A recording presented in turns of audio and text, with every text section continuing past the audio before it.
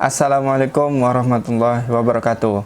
Ketemu lagi dengan saya, Fakih Nyong. Di video kali ini, kita akan kupas tuntas tentang pembunuh bayaran paling sadis di Sisilia, Italia pada tahun 80-an. Sepanjang hidupnya, pria ini disebut-sebut pernah menghabisi sekitar 200 orang.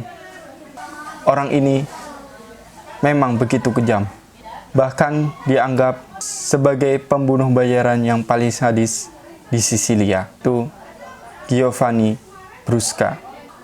Brusca lahir di San Giuseppe Jato, di sebuah daerah di Palermo, Italia, pada tanggal 20 Februari 1957. Kakek buyutnya adalah seorang petani yang pada akhirnya diangkat oleh mafia setempat menjadi anggotanya. Sementara ayahnya, Bernardo Brusca, adalah seorang good father yang kelak dihukum seumur hidup karena berbagai kasus pembunuhan berencananya. Pekerjaan pertama Brusca adalah seorang sopir pribadi Bernardo Provenzano, seorang don seperti ayahnya. Saat itu, usia Brusca masih 20 tahun. Sejak saat itu, pangkatnya naik dari menjadi bagian pembunuh bayaran Corleone, sebuah faksi di dalam jejaring sosial mafia Sisilia yang mendominasi Cosa Nostra pada 1980-an, yang berada dalam komando Salvatore Toto Riina, yang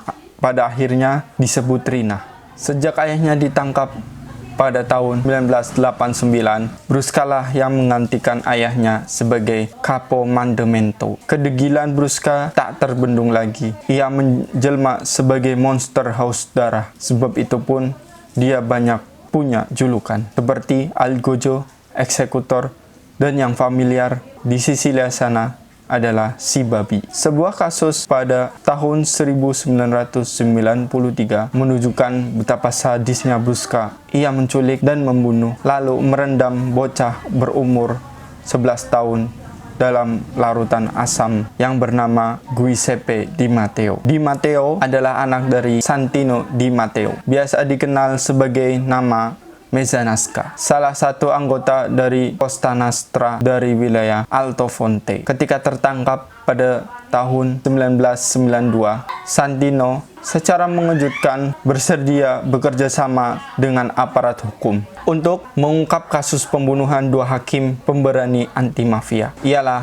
Giovanni Falcone dan Paolo Borsellino. Mengetahui hal tersebut, Salvatore Riina berang bukan main. Ia pun mengutus Brusca untuk menghabisi Santino. Sedikit kisah tentang Falcone. Ia merupakan sosok asli dari Sisilia yang bekerja sebagai hakim di Palace of Justice di Palermo. Bersama Borsellino, Falcone kemudian memimpin anti-mafia pool, sebuah satgas anti-mafia yang dibentuk oleh atasannya sendiri, yaitu Hakim Shinichi. Tugas utama dari tim investigasi tersebut ialah menyeret Riina ke penjara. Dalam konteks waktu itu, tugas tersebut jelas terbilang maha berat dengan status Salvatore Riina sebagai pemimpin dalam Corleone dari keluarga mafia. Siapapun yang hendak menangkapnya tak hanya wajib memiliki nyali besar dan anggota yang mumpuni, tapi juga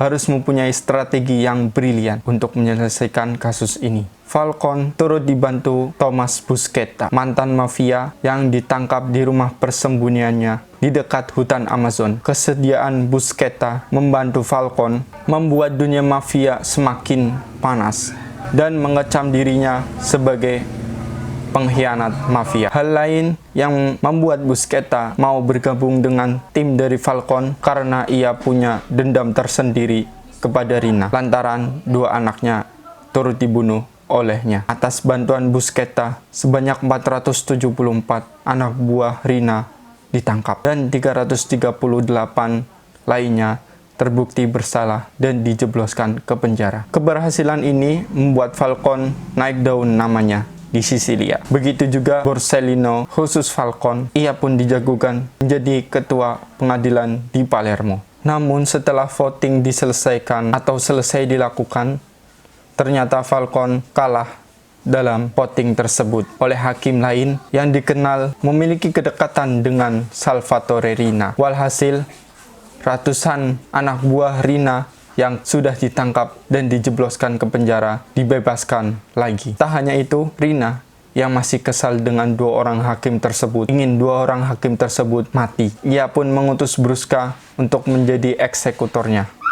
Hasilnya, keduanya tewas dalam tragedi bom masing-masing pada tanggal 23 Mei 1992 dan 19 Juli 1992. Kelak tragedi itu dinamakan Sapazzi Bombing. Kasus tersebut dengan segera membuat rakyat Sisilia berang. Riina dan komplotannya pun diburu habis-habisan oleh orang-orang Sisilia yang untuk pertama kali dalam sejarah mereka menolak bungkam dari keberadaan mafia tersebut. Dengan kemarahan orang-orang Sisilia tersebut membuahkan hasil pada tanggal 15 Januari 1993, Riina pun berhasil ditangkap. Keberhasilan ini salah satunya berkat Balduccio Di Maggio, sosok mafia lain yang berkolaborasi dengan aparat setelah ia mendapat kabar bahwa dirinya terancam dibunuh oleh Riina. Pada November 1993, Santino yang menjadi salah satu tokoh penting pembunuhan Falcone dan Borsellino juga bersedia menjadi saksi dalam persidangan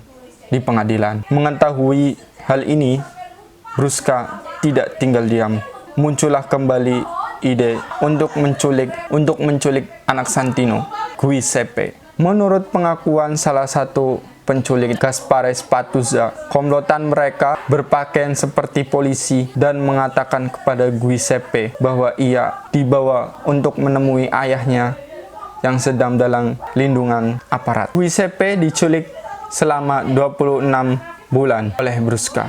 Selama ratusan hari itu pun ia mendapatkan siksaan dan foto-foto siksaannya tersebut dikirim ke Santino agar ia tetap bungkam dengan kasus ini. Ketika Santino akhirnya mencoba bernegosiasi dengan Brusca, tapi Brusca yang sudah tak tahan memutuskan membunuh Giuseppe dengan cara dicekik. Tak hanya itu, tubuh Giuseppe juga direndam ke dalam larutan asam. Dalam istilah Italia, tindakan bengis itu disebut sebagai lupara bianca, sebuah upaya menghalangi penyelidikan atas kasus tersebut dan menghancurkan barang buktinya. Tapi lebih dari itu, Brusca memang sengaja melakukan hal tersebut agar keluarga Giuseppe, terutama Santino sebagai ayahnya, tak dapat menguburkan jasadnya. Brusca akhirnya ditangkap pada 20 Mei 1996 di sebuah rumah kecil di Agrigento ketika ia sedang melakukan makan malam